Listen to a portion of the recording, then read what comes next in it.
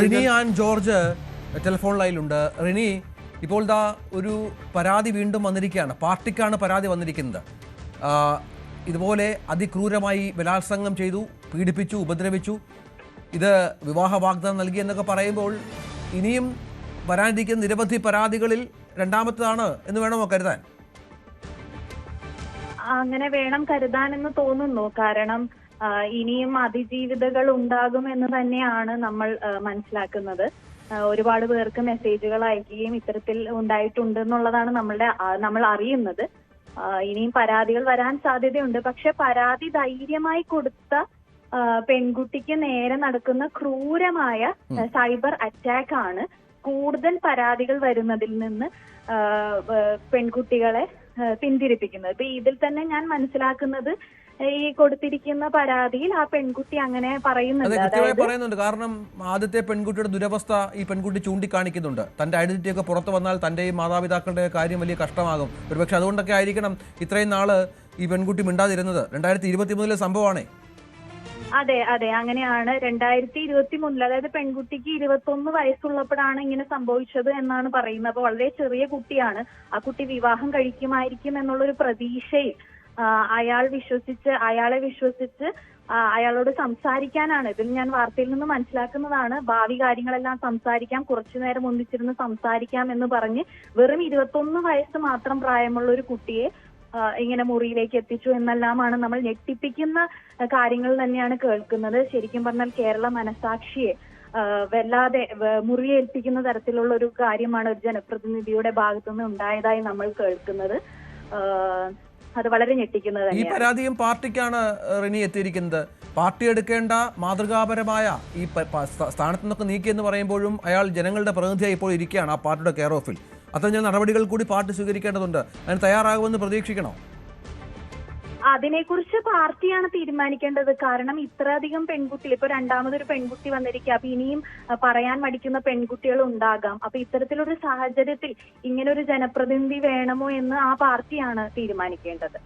ഈ റിനി, നമുക്കറിയാം പാർട്ടിയിലെ പല നേതാക്കന്മാർക്കും റിനി അനുഭവിച്ച പ്രശ്നങ്ങൾ അറിയാമായിരുന്നു.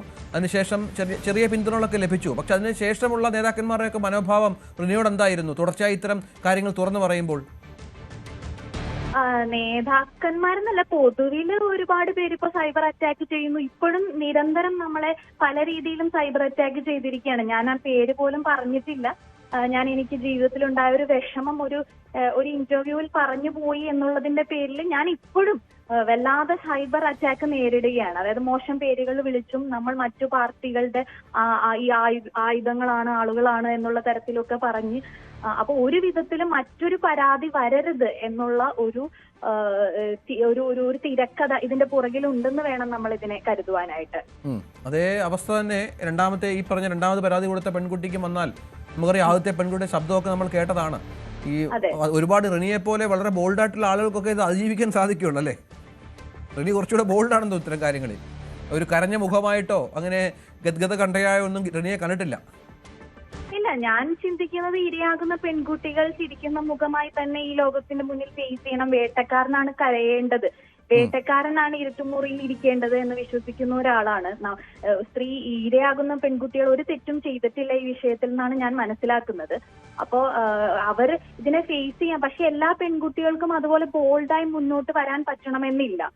സൊസൈറ്റിയുടെ പ്രഷറുണ്ട്, ഫാമിലി പ്രഷറുണ്ട്, അങ്ങനെ ഒരുപാട് പ്രശ്നങ്ങൾ പെൺകുട്ടികൾ ഫേസ് ചെയ്യുന്നുണ്ട്. പക്ഷെ ആ പെൺകുട്ടികളുടെ ആ നിസ്സഹായ അവസ്ഥയെ ഇത്തരത്തിലുള്ള പ്രിഡേറ്റേഴ്സ് ഉപയോഗിക്കുകയും പിന്നീട് പരാതി കൊടുക്കാതെ ഇരിക്കുമ്പോൾ പരാതി കൊടുക്കാത്തത് വ്യാജമായതുകൊണ്ടാണെന്ന് പറയുകയും, ഇനി പരാതി കൊടുത്തു കഴിഞ്ഞാൽ അവളെ മോറലി അല്ലെങ്കിൽ അവളുടെ ക്യാരക്ടർ അസാസിനേറ്റ് ചെയ്യുന്ന രീതിയിലാണ് കാര്യങ്ങൾ വരുന്നത്. അപ്പൊ തീർച്ചയായിട്ടും പെൺകുട്ടികളെ സംബന്ധിച്ച് ഭയമുണ്ട്. അതുപോലെ തന്നെ ഇതിൽ ഞാൻ വായിക്കാനിടയായ ഒരു കാര്യം, പെൺകുട്ടി പറയുന്നുണ്ട് അയാളുടെ ഒപ്പമുള്ള ആളുകളെ അവർ ഭയക്കുന്നു എന്നുള്ളത്. അപ്പൊ ആ പെൺകുട്ടിയുടെ ഒരു ജീവന് പോലും ആപത്തുണ്ടാകുമോ എന്ന ഭയം, അല്ലെങ്കിൽ തന്റെ പേരും കാര്യങ്ങളും പുറത്തു വന്നാൽ തന്റെ ജീവിതം എന്താകും എന്നുള്ള ഭയം ആ പെൺകുട്ടി നേരിടുന്നുണ്ട് എന്നുള്ളതാണ്.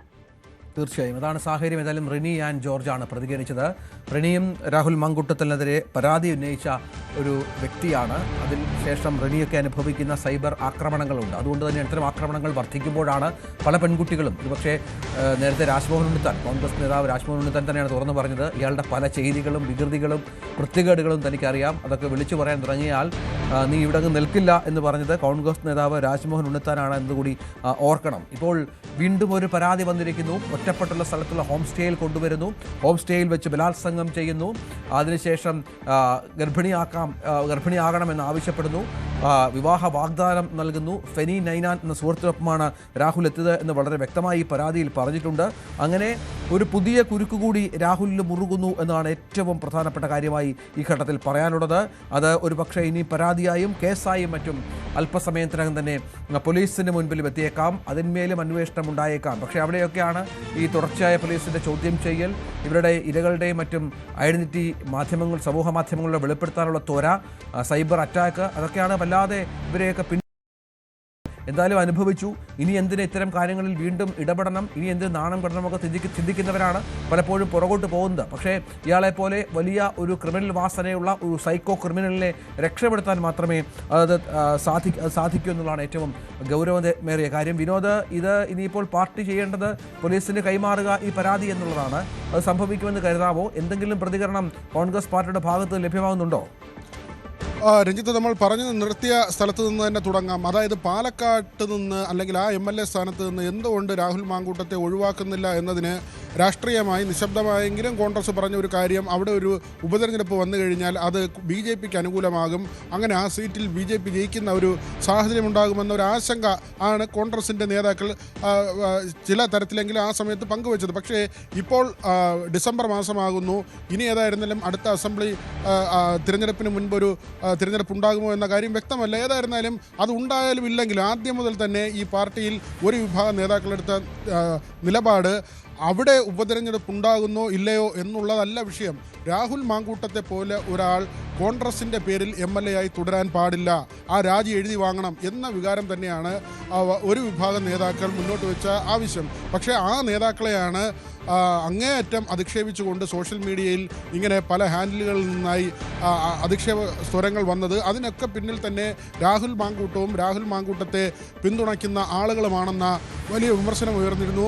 ഷാഫി പറമ്പിലിനെ പോലും അവിടെ ഒഴിവാക്കിയിരുന്നില്ല. ഷാഫി പറമ്പിലൊക്കെ വളരെ നിശബ്ദമായി രാഹുൽ മാങ്കൂട്ടത്തിന് പിന്തുണ നൽകുന്നു എന്ന ഒരു നിലയിലേക്ക് കാര്യങ്ങളെത്തി. ഇപ്പോഴും ഷാഫി പറമ്പിൽ ഇക്കാര്യത്തിലൊരു കൃത്യമായൊരു നിലപാട് വ്യക്തമാക്കിയിട്ടില്ല. പാർട്ടി തീരുമാനമെടുത്തല്ലോ അങ്ങനെയൊക്കെ പറയുന്ന ആളല്ല ഷാഫി പറമ്പിൽ.